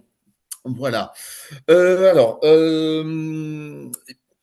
avons Odile tout à l'heure qui a parlé du calendrier qui est effectivement hyper important, va respecter. Je me permettrai d'insister sur une date qui est parfois oubliée. Donc cette année, c'est le 1er avril, c'est la confirmation des vœux. Nous, on a des élèves chaque année qui viennent nous voir au mois de juin, qui nous disent « Tiens, c'est bizarre, j'ai pas de réponse. Pourtant, j'ai saisi mes vœux, tout bien. » Oui, ils ont bien saisi leurs vœux avant le 10 ou le 12 mars, hein, on a eu l'information tout à l'heure, mais ils n'ont pas confirmé leurs vœux. Et puis, si on ne confirme pas ces vœux, les vœux, ils ne sont pas pris en compte. Tout simplement. Donc, attention à bien confirmer les vœux. C'est le 1er avril cette année et c'est super important parce que si on ne les confirme pas, ce n'est pas pris en compte. Et ce n'est pas un poisson d'avril, parce que 1er avril, ils n'ont pas été fortifs sur ce coup-là. Voilà. Autre chose, effectivement, pour récupérer les informations. Donc, beaucoup d'intervenants ont parlé des professeurs et des professeurs principaux. Oui, bien évidemment, hein, les professeurs de terminale, mais pas que. Les professeurs en général peuvent être une bonne source d'information. Les conseillers, conseillères d'orientation également, les CIO, les salons et les forums, hein, bien évidemment, sont très importantes. Les portes ouvertes des établissements. Et je pense qu'il faut surtout pas attendre l'année de terminale pour y aller, mais ça se travaille en amont, dès la première, voire avant. Ne pas hésiter non plus à solliciter les établissements en dehors des portes ouvertes, d'appeler l'établissement pour dire, ben voilà, j'aimerais avoir des informations. Il y a des établissements qui renverront sur les portes ouvertes, mais il y en a d'autres qui sont tout complètement ouverts à renseigner les parents ou les futurs étudiants pour donner des informations. Les réseaux sociaux, il y a de plus en plus d'enseignants et de personnels de direction qui sont présents, notamment sur LinkedIn. N'hésitez pas à les solliciter. Si les gens ils sont sur LinkedIn, c'est qu'ils aiment partager leur métier, leur établissement, leur activité, et ils peuvent tout à fait vous répondre en direct. Et là, en plus, vous aurez des informations personnalisées en fonction des questions vous concernant que vous pourrez leur poser. Voilà ce que j'avais noté. Ensuite, bien évidemment, hein, les expériences comptent. Ne pas hésiter durant la scolarité. C'est clair que le fait d'avoir des expériences professionnelles, et Sarah en a bien parlé tout à l'heure, est un plus notable. Il y a des chambres de commerce qui permettent aux étudiants aux lycéens de toute filière de faire ce qu'on appelle des mini-stages durant les vacances scolaires. Le fait d'avoir des jobs étudiants, voilà, tout ça, c'est quand même quelque chose de très important qui montre que l'on connaît la filière dans laquelle on postule parce qu'on y a travaillé, parce qu'on a rencontré des gens, et c'est un plus notable. Pour résumer, globalement, je pense qu'il y a 3 mots qui sont hyper importants, et quel que soit l'élève, quelle que soit la filière, c'est l'anticipation. Très clairement, c'est pas au 29 novembre 2025 qu'on se réveille et qu'on se dit tiens, qu'est-ce que je vais faire l'année prochaine. C'est de l'anticipation. Il faut s'y prendre dès l'année de première, voire de seconde, voire fin de troisième. Est-ce que je fais un lycée général, un lycée technologique, un lycée pro? Voilà. Donc, l'anticipation en numéro 1, la réflexion en numéro 2. Ça a été dit tout à l'heure, c'est pas parce que papa m'a dit que, maman fait cela, ou mon meilleur pote adore ça, que je dois aller dans telle ou telle formation. Et puis le numéro 3, ben, c'est valable pour Parcoursup, et puis ben, c'est valable, je pense, à tout niveau. C'est le travail. Hein. Très clairement, les élèves et les étudiants qui travaillent, globalement, ils obtiennent les résultats et les orientations qu'ils souhaitent parce qu'ils ont des notes et des appréciations qui tiennent la route. Et ben, quand on a des notes et des appréciations qui tiennent la route, c'est forcément plus facile d'obtenir l'orientation que l'on souhaite que quand on a que des notes et pas d'appréciation. Élise Laure a donné un exemple tout à l'heure d'une élève qui avait des bonnes notes, mais a priori, les appréciations ne suivaient pas. Nous, en tant qu'enseignants, très clairement, on est très clair dans nos appréciations et on est objectif, on est le plus représentatif possible de l'élève que l'on a en face de nous, et pas forcément uniquement de son année de terminale, mais de son année de première, voire de seconde, notamment quand il y a des progrès notables sur les 3 ans. Voilà, pour résumer un petit peu avec une vision enseignante, ce que je pouvais vous dire, ce qui me semblait important. Et bien évidemment, si vous avez des questions et si je peux vous aider, ce sera avec grand plaisir. Merci beaucoup, Karl-Éric, pour ce témoignage éclairant. Nous avons vraiment des éléments importants. J'espère que les parents et les enfants ont bien noté. Et Élise Laure, on va passer à une dimension beaucoup plus méthodologique. Comment construire de manière cohérente? C'est bien ça? Oui. Donc, comment se préparer sereinement? Je pense qu'on l'a entendu. Ça, c'est un résumé que j'ai voulu vous mettre sur cette slide. On en a parlé tout le long du webinaire. Et là, à ce niveau-là, là, je vous parle principalement de la méthode d'Akoum Conseil, comment on travaille. Donc, comprendre le profil du jeune. Donc, j'ai insisté là-dessus et je vous ai dit que je m'appuyais sur une équipe de coachs spécialisés en orientation, des coachs qui accompagnent les jeunes pour la meilleure connaissance de soi. Donc, les résultats, Valérie vient d'en parler, les résultats, le rythme aussi, donc Jaël en a parlé et Sarah aussi, l'intensité. Donc, il y a vraiment, il faut comprendre le profil du jeune. Est-ce que je suis fait? Est-ce que ce sont des études longues que je vais faire? Si c'est par exemple la médecine, je prends cet exemple parce que Sarah est dans la salle. Ou qu'est-ce que ça exige? Est-ce que ça correspond à mon rythme personnel? Donc ça, ce sont des choses à travailler. Et la personnalité, hein, donc est-ce qu'on est plus introverti, extraverti, la formation, où est-ce que ça va me mener? Donc ça, c'est vraiment des choses qu'on travaille. On construit donc des vœux cohérents parce que, on le disait tout à l'heure, on dit souvent vouloir c'est pouvoir, mais non, c'est pas toujours vouloir c'est pouvoir. Là, sur ce coup-là, des fois des fois c'est démenti. Donc, il faut que ce soit cohérent par rapport à tout ce que je viens de dire tout plus haut, les résultats, le profil, etc. Structurer un dossier authentique, j'en ai parlé aussi, ça c'est vraiment des choses qu'on travaille là-dessus, pas d'IA en tout cas, ou alors l'IA doit être en appui, on va pas non plus être has-been là-dessus, l'IA on est entouré vraiment aujourd'hui d'IA, dire aujourd'hui, ben non pas d'IA, je préfère le dire comme ça, mais s'appuyer là-dessus peut-être parce que bon, on a peut-être une petite reformulation, mais il faut que ce soit le plus authentique possible, j'insiste sur l'authenticité, et Valérie en a parlé, l'anticipation, quand on anticipe, on a posé les choses, il est plus facile après de le dérouler. Et optimiser, bien évidemment, la fiche à venir et le projet motivé. Optimiser la fiche à venir, on a bien vu, ce sont les notes, les appréciations des professeurs. Donc, établissement, donc bien écouter, échanger. Donc, quand ils ne font peut-être des remarques, ce n'est pas pour, en tout cas, c'est toujours pour le bien en général du jeune, donc et le projet. Et on accompagne aussi beaucoup par les réponses de Parcoursup parce que on va pas se mentir, c'est une période qui est très stressante. Donc, on est là pour dire, bah, zen, tout va bien se passer. Et vous avez vu un peu les résultats. Surtout au 2 juin, on arrive quand les résultats commencent à tomber. Oui, on est classé, on est mal classé, etc. Non. Donc, on accompagne aussi vraiment sur cette phase-là de résultats. Et bien évidemment, les résultats et puis l'admission finale. Le but étant que le jeune soit pris dans la formation qu'il a souhaité, en tout cas pour laquelle on l'a accompagné. Donc, vraiment un accompagnement de A à Z. Il est important d'avoir ces étapes-là, qu'Aléric en a aussi parlé, et puis les différents témoignages.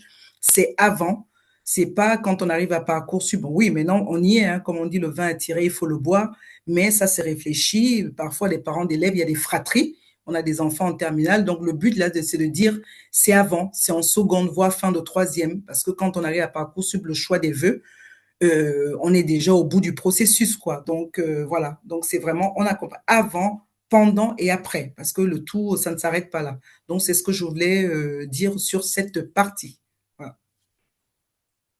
Et c'est le moment. Agir, voilà, agir dès maintenant et entre novembre et janvier. Si vous vous rappelez ce qu'Odile a dit, quand Odile a présenté le calendrier, on y est déjà, hein, on y est déjà. Parcoursup, ce n'est pas que la phase du choix des vœux qui va commencer le 19 janvier, on y est. Donc, tout n'est pas perdu, au contraire. Donc, le but aussi de ce webinaire, c'était de vous délivrer un message positif. Il y a encore des choses à rattraper. Donc, profitez des congés de Noël, là, qui vont arriver, aussi des lectures, des immersions. On a, quel que soit l'endroit où on est dans le monde, qu'on soit en Inde, qu'on soit au Gabon, on peut faire des choses. Papa et maman travaillent. Ah ben tiens, maman, est-ce que je peux venir passer 3 jours? Ou alors, est-ce que tu as un ami, un copain, un frère, etc. On a tous, ce n'est pas que ça ne s'adresse pas qu'à ceux qui sont en France ou en Europe. On a tous les possibilités de faire des immersions, des rencontres métiers. On veut travailler peut-être plus tard comme je sais pas, technicien en laboratoire et tout. OK, est-ce que je peux aller faire une immersion pour savoir exactement que fait un technicien en laboratoire, quelles sont ses journées, etc. Profiter aussi de ce temps entre maintenant et puis le mois de janvier. Et quand je dis janvier, parce que c'est l'ouverture, en gros, c'est jusqu'au mois de mars. Il ne faut pas non plus avoir l'échéance 19 janvier dans la tête. Il y a des choses qui peuvent être encore faites. Travailler, identifier avec votre enfant quels sont ses centres d'intérêt. Parfois, les jeunes n'arrivent pas à matérialiser ou à mettre par écrit ses centres d'intérêt. Donc, l'accompagner, en tout cas, nous, c'est ce qu'on fait. Ses forces, ses contraintes, les matières clés, Sarah en a parlé. On sait que telle formation va exiger tel ou tel type de matière et tout. Est-ce que ces matières-là, est-ce que je suis un peu en peine? Je pense notamment à un jeune qui, bah oui, je vais faire les études d'ingé. En général, les études d'ingé, les formations demandent être bon en anglais. Parce que certaines écoles font des entretiens en anglais. Mais quel est le niveau réel de mon fils, de ma fille en anglais? mais profitez. Tout n'est pas forcément des cours privés. Et des fois, c'est aussi des applications. Aujourd'hui, on a Duolingo, pour celles et ceux qui connaissent. On peut apprendre l'anglais tout en s'amusant. Donc, clarifier les objectifs. Est-ce que c'est sélectif? Est-ce que c'est non sélectif? Il faut être au clair là-dessus. Et puis, préparer le dossier, hein, les activités, les engagements. Je pense notamment aux délégués. Je suis délégué ou alors je suis membre d'une association. Je joue dans un club de basket. Je suis aux échecs, etc. Toutes ces choses-là, il faut commencer donc à travailler là-dessus, continuer ou alors, si on ne l'a pas encore fait, y penser. Et puis, vérifier la cohérence des bulletins. Je vous l'ai dit, j'insiste là-dessus. Ce ne sont pas des algorithmes, les dossiers sont regardés. Et donc, si on est vraiment dans cette méthode, il n'y a pas de raison, quand on a suivi cette cohérence, il n'y a pas de raison de ne pas pouvoir avoir ces choix. Et surtout, un autre point que je vais dire aussi, ne pas paniquer. Il y a toujours des solutions. On n'en a pas parlé tout à l'heure sur la fiche inscription. Il y a ce qu'on appelle la CAES, la Commission d'accès aux études supérieures. Quand vous allez remplir le dossier, à un moment donné, il faut cocher cela. Des jeunes qui n'ont pas qui n'ont pas été pris lors des sélections en phase principale et en phase complémentaire, on peut saisir ce qu'on appelle la CAES, donc la Commission d'accès aux études supérieures, mais pour la saisir, il faut avoir coché. Donc, ne pas oublier, on a pas mal de jeunes qui se sont retrouvés peut-être en difficulté parce que ils n'ont pas pensé à cocher cette case-là. Et puis bon, je le dis rapidement, prévoir un accompagnement si besoin par un professionnel, mais vous avez déjà les outils et puis voilà. Et nous, on accompagne très bien là-dessus. Voilà ce que je voulais dire là-dessus. Et le reste, on verra dans les questions. Voilà. Effectivement, effectivement. Le reste, on verra dans les questions. J'ai listé 29 questions exactement sur le chat. Non, même 30 parce qu'il y en a une qui est arrivée entre-temps. Oui, j'en vois une qui est arrivée entre-temps, mais sinon, j'ai 29 questions. Mais on va les regrouper. Merci.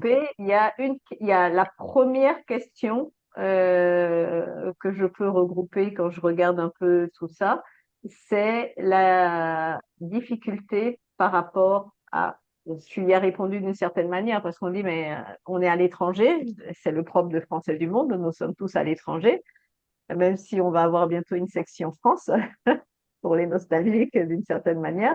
Mais nous sommes tous à l'étranger. Comment on fait pour les stages? Comment on fait pour les immersions?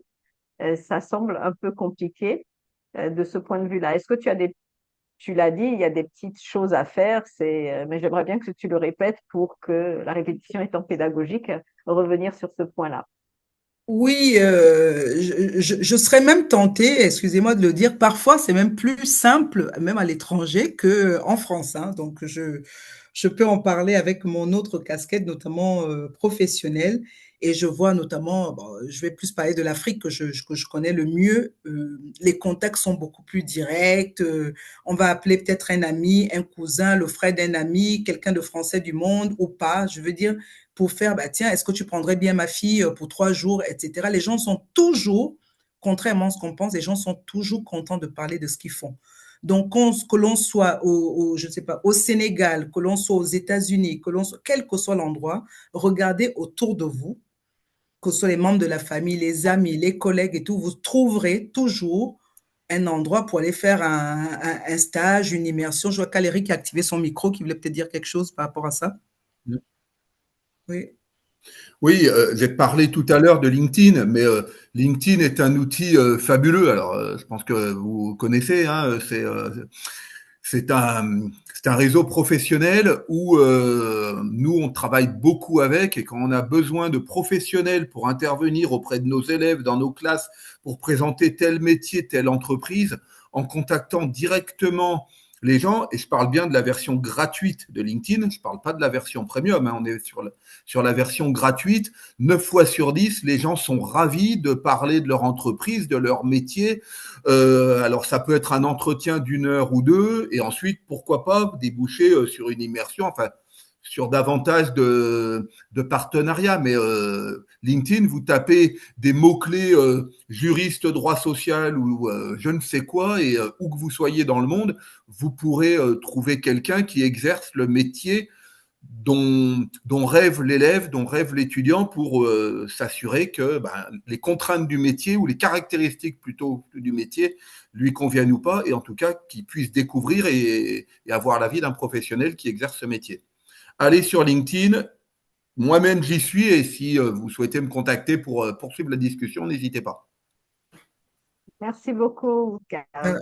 Je ouais, voudrais, si tu le permets, Élise-Laure, passer la bien sûr. parole à un des membres du conseil d'administration de la Fêtière de Français du Monde, qui est Radouane, et qui est membre de la section de Dakar, qui a une certaine expérience qu'il souhaiterait partager par rapport à tout ce qui a été dit. Et après, on va revenir sur les questions. Radouane, tu as la parole. Oui, merci Karine. Merci à tous les intervenants et à Élise Laure pour ce webinaire très intéressant. D'abord, je dois préciser que je suis président de la section de Dakar, Karine, carrément. Alors, je voudrais apporter un peu ma participation à toute cette présentation. Moi-même, à titre personnel, j'ai eu à mettre mon enfant en France à travers Parcoursup et je dois en mettre très prochainement un autre de mes enfants.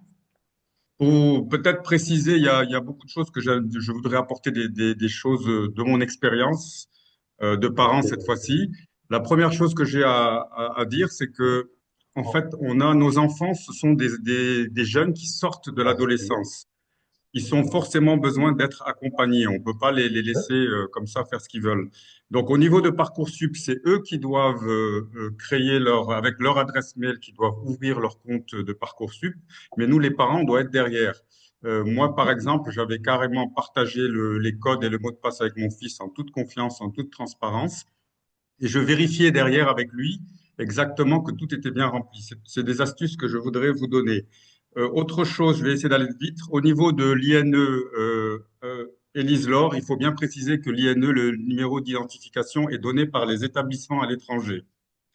Tu me rectifieras si ce n'est pas correct. Hein, ensuite, ce que je voudrais dire aussi, qu'il faut être très attentif au niveau du coût des écoles. Parce qu'il y a non seulement le coût des écoles, il y a aussi le coût de la vie. Ce sont des paramètres extrêmement importants qui figurent dans Parcoursup et il faut en avoir bien conscience.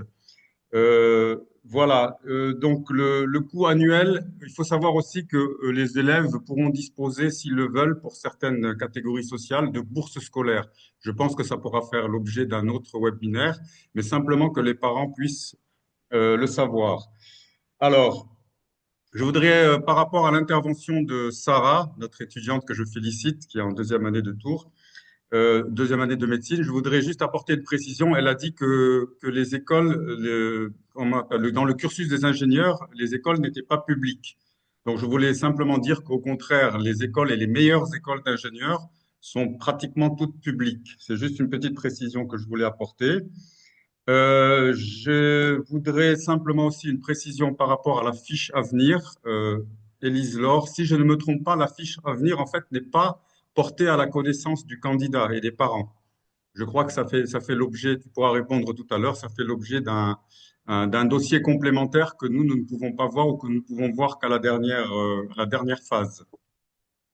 Des petites astuces aussi, c'est difficile, je comprends que vous ne pouvez pas tout présenter au niveau de ce webinaire, mais en fait, quand les parents ont accès à l'interface de Parcoursup, ils se retrouvent devant une projection où on leur est proposé des milliers d'écoles.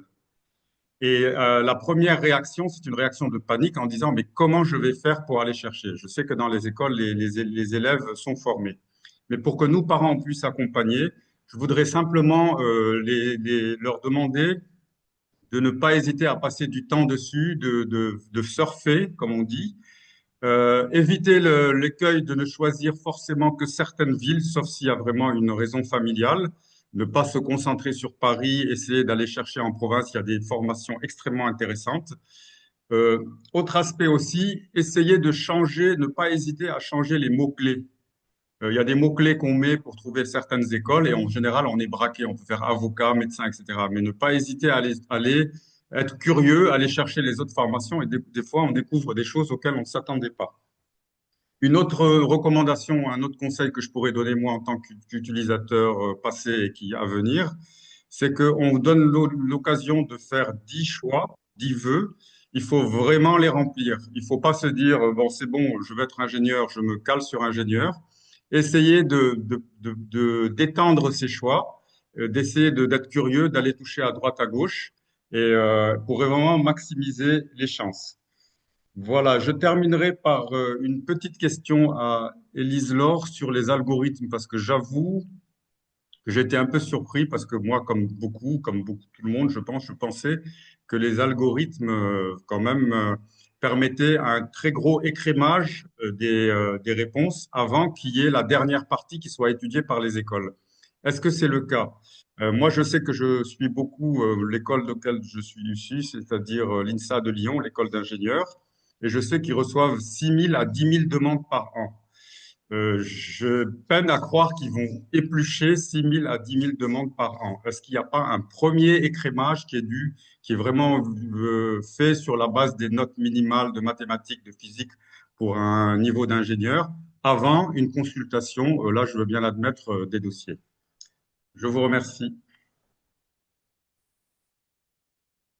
À toi, Radouane. Ça m'a permis de faire un petit travail de regroupement au niveau des questions. Donc, Élise, on a un lot de questions sur comment fonctionne euh, Parcoursup et les démarches en général. Vous trouvez son INE, Radouane l'a dit. Oui. Comment formuler les vœux? C'était une question qui était au début, tu l'as un peu expliqué, mais tu peux revenir dessus. L'accès à la fiche à venir, Redouane est revenu dessus également. Et il y a une question sur la prise en compte des profils atypiques avec les systèmes éducatifs qui sont variés. Donc, un enfant qui, par exemple, ne parle pas français et qui est pourtant français, mais qui veut poursuivre ses études en France, est-ce qu'il y a des possibilités? Et puis, est-ce que vous avez le ratio d'admission entre les élèves de l'Hexagone et les élèves qui sont scolarisés dans les lycées à l'étranger? Donc, ça, c'est le premier lot. Est-ce que tu peux un peu nous en dire, répondre à ces questions-là, et puis après, on Oui, ira dans le... ça fait pas mal de questions, mais en fait, le but de ce webinaire, je voulais quand même recentrer. Merci en tout cas à Radouane pour toutes les précisions et les questions qu'il y avait là-dedans. Le but de ce webinaire, c'était de vous donner vraiment un premier niveau d'information parce que j'ai entendu pas mal de choses et le budget et l'anticipation. Ça pourra, vous le verrez dans le questionnaire de satisfaction auquel vous allez avoir accès dans quelques minutes. On le fait et c'est comme ça qu'on en est arrivé à Parcoursup en fonction des besoins. Et vous imaginez bien qu'à Koum Conseil, ce sont des choses qu'on a vues, le manque d'anticipation, notamment sur le budget ou le coût réel, parce qu'on parle du coût de la scolarité, mais il y a le coût réel d'une année d'études en France. Il n'y a pas que la scolarité. C'était Il y a la tellement de thématique de choses. notre Voilà. premier webinaire, les thématiques que nous avons abordées au premier webinaire au mois de mai. Voilà. Vous pouvez aller sur la chaîne YouTube de Français du Monde et vous retrouverez le replay de ce webinaire-là et qui vous permettra de répondre à certaines de ces questions. Voilà, donc je ne pourrais pas rentrer plus en détail. Effectivement, je regarde aussi le temps qui file sur les différents détails. Donc, notamment, tu disais, il y a eu une question notamment sur le ratio. Je ne l'ai pas ici, le ratio, sachant que on est quand même en France sur le côté, il n'y a pas de discrimination en tout cas. Je ne sais pas si c'était ce qui était derrière la question en disant que est-ce que quand on est étudiant à l'étranger ou élève à l'étranger, est-ce que on peut être pénalisé? Non, les dossiers sont analysés, qu'on soit lycéen, je sais pas, à Blaise Pascal, à Montaigne, voilà. Les lycéens, on les met dans la même catégorie, on les classe, on les met sur le même piédestal. Donc, voilà. Donc, le ratio précis, dire effectivement, ça, je n'ai pas, il faudrait peut-être que je regarde peut-être avec le cabinet d'études, un bureau d'études pour me donner peut-être plus de précision là-dessus. La fiche à venir, j'ai entendu une question sur la fiche à venir, elle est consultable. Je regarde sur le fichier de Parcoursup, elle sera visible. Elle est visible principalement par les établissements en premier. Et après, l'élève, il a accès, la famille peut avoir accès à cela et tout, mais ce sera, si vous regardez, ce que je dis, c'est pas inventé. Vous allez sur Google, vous tapez Parcoursup, il y a les infos là-dessus. Ce sera le 2 juin 2026. Je crois que j'en ai parlé très rapidement au début. Ensuite, on a eu une question sur les vœux. Donc là, je ne vais pas aller maintenant sur la stratégie des vœux et des sous-vœux. Donc, on peut aller, donc, c'est 10 vœux avec 20 sous-vœux, sachant que par formation, on peut aller maximum par formation 10 sous-vœux.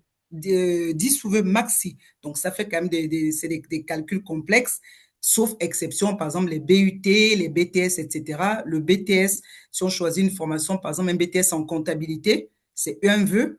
Maintenant, si on choisit le BTS comptabilité de telle ville ou de telle école, tout ça, c'est considéré comme un sous-vœu, ça ne compte pas en vœu. Donc, on ne va pas revenir ici là-dessus. Ce sont des choses qu'on voit principalement plus en détail. Voilà, ça, c'est ce que je peux dire sur les vœux. Ensuite, Karine, tu as parlé, donc on a parlé du ratio. Ensuite, Ensuite, on peut aller sur la partie admission post-bac parce qu'il y a beaucoup de questions à ce niveau-là. Tu peux préciser quels sont les établissements qui sont dans Parcoursup? Est-ce que si je veux faire mes études au Canada ou aux États-Unis, est-ce que je trouve les écoles dans Parcoursup? non, Parcoursup, ce sont les établissements pour faire la formation en France. Et Parcoursup, j'en profite pour répondre à une question qui a demandé, lorsqu'on veut faire, par exemple, le master, est-ce que c'est dans Parcoursup? Non, le Parcoursup, c'est pour la première année, c'est-à-dire les lycéens ou alors les personnes qui sont en réorientation, qui veulent s'inscrire en première année d'études. Sinon, après, il y a la plateforme qui s'appelle Mon Master, qui concerne les masters, et ça, ce n'est pas Parcoursup, c'est une plateforme à part et quelqu'un a posé la question, on ne l'aborde pas sur ce webinaire. Justement, Et, toujours par rapport à Parcoursup et ces années-là, il y a de plus en plus d'enfants qui veulent faire une année de césure. Est-ce qu'il y a sur Parcoursup un moyen de dire pause, j'ai mon bac cette année, mais je ne veux être orienté que l'année N+1 bac. ah ben Est-ce oui, qu'il y a cette clairement. option-là? Non, il n'y a pas l'option, mais je veux dire qu'un élève qui a eu par exemple le bac, mais qui dit bah, là, je ne vais pas aller m'inscrire sur Parcoursup, je ne le ferai que dans un an ou même dans deux, il pourra, puisque de toute façon, la condition, c'est de s'inscrire pour venir s'inscrire pour la première année. Donc oui, bien au contraire, et il va pouvoir le valoriser, notamment dans les rubriques activités ou sur le projet motivé. Et donc, ce sera plutôt un plus. Voilà, je vais juste revenir sur une question parce qu'on a posé la question sur les profils atypiques. Donc, Oui. je ne sais pas si en profil atypique, on parlait par exemple aussi des élèves qui, bon, après on parlait de la langue française, ce n'est pas ça ne concerne pas des jeunes en situation de handicap, parce que j'en profite pour parler des situations de handicap. Dans Parcoursup, on a la possibilité, si on a son enfant qui a un handicap, on a la possibilité de cocher. Ce n'est pas vu par les formations, donc attention parce que ça évite des situations de discrimination, mais le moment venu, on pourra donc l'établissement concerné pourra avoir accès à cette fiche quand vous l'autorisez pour permettre de prendre en compte les spécificités de votre enfant. Donc, sur la partie handicap, c'est prévu dans Parcoursup. Mais maintenant, j'ai vu l'exemple, tu me parlais d'un jeune qui ne parle pas français et qui veut faire peut-être lettres à la Sorbonne. Si c'est un parcours 100% francophone, je crains, je ne vais pas me mettre à la place des établissements, je crains que ce soit un petit peu compliqué. C'est pour cela que je le dis, j'ai une famille qui m'avait contacté, qui était, je crois, en Australie, famille française, en disant qu'effectivement, en fonction de la formation de leur enfant, il est en train de prendre des cours de français pour l'améliorer, pour pouvoir avoir un niveau, parce que certains établissements vont demander un niveau minimal en français, même s'il est français de nationalité. Donc, pour pouvoir ne pas le mettre non plus en difficulté. Je ne sais pas si ça répond à la question de la personne, mais c'est ce que je peux dire à ce stade. Toujours enfin là, on va peut-être parler plutôt de la difficulté parce que tous nos sympathisants et nos adhérents ne sont pas leurs enfants ne sont pas dans des écoles françaises, donc dans des écoles du système AEFE. Comment ça se passe pour aller sur Parcoursup, pour trouver ce numéro INE, pour faire certaines démarches et leur permettre vraiment de... Pourtant, les enfants sont français, hein. Je parle d'enfants français puisque nous sommes sur un webinaire de Français du Monde. Donc, des enfants français qui sont à l'étranger, mais qui ne sont pas dans des lycées, des établissements français. Est-ce que tu peux un peu nous en dire plus sur comment Mais ils font? quand on n'a pas de numéro INE, il y a une possibilité sur Parcoursup de dire qu'on ne l'a pas. Parce que le numéro INE, on l'a pas même sur les bulletins de Freud. Mais ça, c'est sûr et certain, quand vous êtes sur Parcoursup, vous avez la possibilité de cliquer sur je n'ai pas de numéro INE. Ce n'est pas bloquant.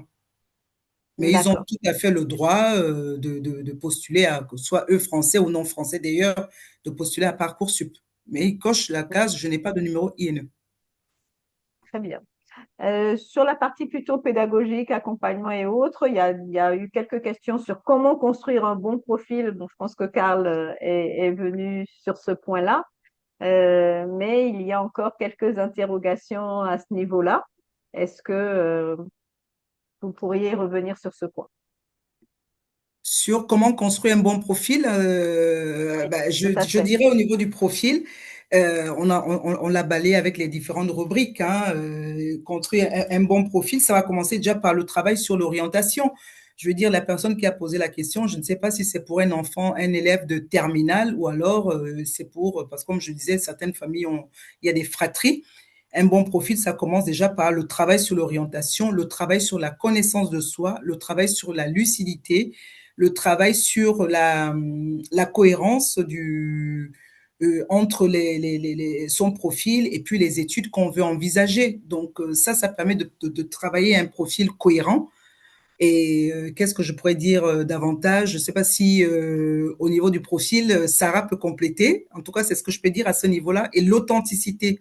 Construire un profil aussi qui est authentique. C'est-à-dire parler de soi, il vaut mieux, si je parle de la sélection des établissements, il vaut mieux un élève qui est un petit peu en deçà, mais on sait qu'il y a certainement la capacité à pouvoir suivre cette formation ou avancer. Caléric en a parlé, on va regarder par exemple le profil s'il y a vraiment eu une évolution tant sur le comportement que sur les notes, ça, ce sont des choses qui permettront donc de faire la différence. Donc, le profil passe par cela, par le travail de l'orientation, le travail sur la projection, le travail sur la cohérence, le travail sur la projection, notamment sur ce qu'on veut faire, etc. Même si ce n'est pas clair. Jaël l'a dit, on peut ne pas être, c'est normal à cet âge-là, ça bouge beaucoup, mais un profil, ça passe par tout ça, l'authenticité et mettre, je sais pas, Sarah, Jaël, vous voulez peut-être compléter, Odile, qui a pas peut-être la rubrique activité d'abord. Odile veut compléter. Odile, est-ce que tu es là? Oui, pardon, excusez-moi, j'ai pas bien entendu. Je disais comment construire un bon profil. Je disais que ça passe par l'orientation. Tu as peut-être eu une mauvaise connexion. Ça passe par une bonne orientation, une bonne connaissance de soi, une bonne cohérence aussi sur les notes, la projection aussi sur les études qu'on veut envisager et aussi le profil, Odile, c'est ça que je parlais de toi parce que Oui, tu as parlé notamment des soft oui, skills parce et que ce sont oui, des c'est ça, choses les soft qui skills. comptent. Oui, Voilà, voilà. oui, c'est-à-dire que toutes les activités que vous pouvez développer, les compétences hors scolaire que vous pouvez développer par un engagement associatif ou même au sein de votre lycée, sont utiles à mentionner dans la rubrique activité et font partie de la construction de votre personnalité euh, complète et sont intéressantes pour informer les établissements dans lesquels vous voulez rentrer. Bien, Jaël, merci tu veux beaucoup. compléter un mot là-dessus? C'est ce que, ou Sarah, l'une d'entre vous, sur le profil? Bah moi je veux bien compléter, mais en soi ça rejoint un peu ce qui a déjà été dit, mais notamment bah, par rapport à la fiche à venir. C'est-à-dire que je pense que c'est très important, mais c'est ce que tu as dit déjà avant, c'est que c'est très important d'avoir des appréciations qui mettent en valeur le profil. Donc quand par exemple un élève est intéressé par une formation très sélective, ça peut être intéressant d'aller en parler avec son professeur principal pour tenter d'avoir des appréciations du directeur de l'établissement, de certains professeurs, même de gens qui ont fait des stages. Si vous avez fait des stages et que vous avez la possibilité d'avoir un retour, ça peut toujours être intéressant de l'amener au dossier. Et ensuite, bah, comme ça vient d'être dit, tout ce qui est fait en extrascolaire, que ce soit par exemple le sport, la musique, voire même les voyages, ça peut être très intéressant. Par exemple, également, comme on vient de le dire, les engagements associatifs. Ensuite, même tout ce qui va concerner la vie en tant d'établissement. Par exemple, pour les personnes qui ont eu des rôles en tant que délégués, je sais que dans certains établissements, on a aussi l'occasion de s'engager au niveau même de fanfare, de chorale, tout ça. Tout ce qui est important, en fait, pour permettre aux écoles de mieux connaître votre profil, ça peut aider à se démarquer en parallèle des notes qui, bien sûr, sont déjà regardées en premier lieu. Donc, je pense que c'est tout ce que je dirais pour un profil qui est particulier. Et Merci. moi, je suis d'accord avec Sarah et ça rejoint aussi ce que je disais tout à l'heure. Et de toute façon, enfin, tout compte en soi et faut pas avoir peur faut pas hésiter à se dire oui, mais est-ce que ça c'est vraiment utile? C'était juste une association, c'était pas grand-chose. C'est des choses qui sont adaptables forcément à son profil et à ce qu'on cherche et faut pas hésiter à les mettre. Ah oui, moi je suis toujours surprise quand j'accompagne les jeunes, quand on commence à les faire au début, ben non, je n'ai rien à dire, mais quand on voit tout ce qu'ils sont capables de dire et tout ce qu'ils font, et j'insiste sur l'authenticité, et nos jeunes, ils ont plein de choses vous avez plein de choses à faire valoir, et il faut les faire ressortir. Voilà.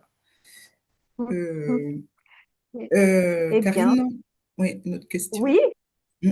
ben, non, je vois qu'il est quand même 15h40, que nous Oui, sommes à 1h30 de webinaire. Il y oui. a toujours beaucoup de questions, mais bon, on, on va quand même aller vers la fin de ce webinaire-là. Merci beaucoup pour avoir été si nombreux, d'avoir répondu à cette sorte d'appel de Français du Monde. Je rappelle que Français du Monde, on est vraiment là pour accompagner. On est là pour essayer de faire en sorte que, bien que vous soyez à l'étranger, et je l'ai dit au début, que vous et vos enfants restez des citoyennes et citoyens français.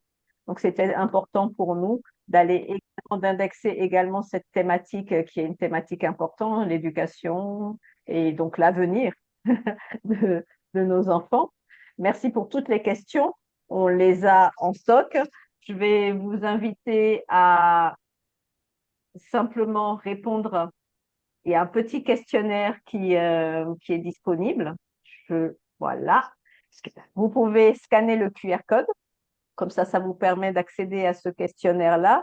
Je vais aussi, ben non, et Elise-Laure, s'il te plaît, tu pourrais le mettre dans le chat si tu as le lien.